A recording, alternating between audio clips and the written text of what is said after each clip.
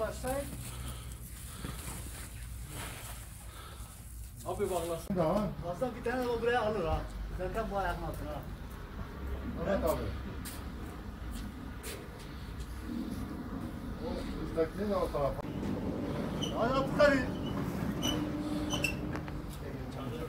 Sen gel ben buradan ben çekeyim de sen de çekeyim ama.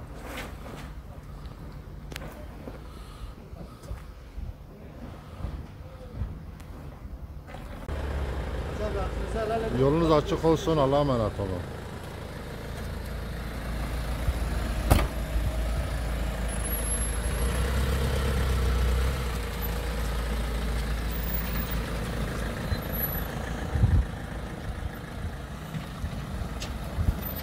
Bildiğimiz gibi İdlib'de soğuk kış şartlarında zor şartlar yaşayan İdlibli vatandaşlar, kadınlar ve çocuklar vardır.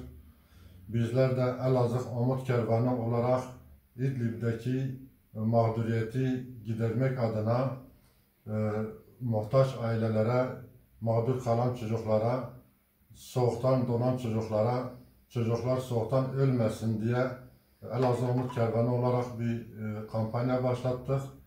Bu kampanya çerçevesinde hayırseverlerimiz duyarlı davrandılar.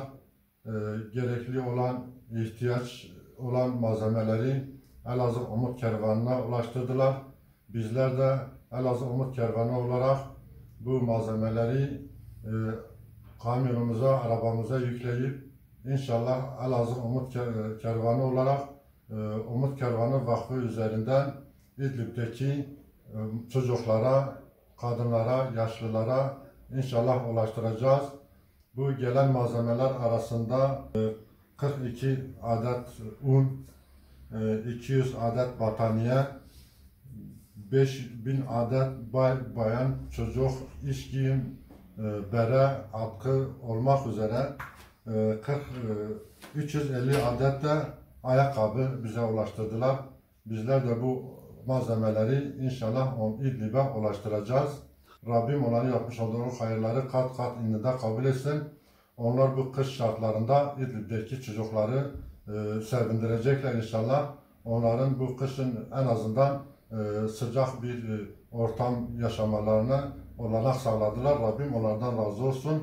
Ayrıca 27.500 TL değerinde hayırseverlerimiz nakdi para olarak ulaştırdılar.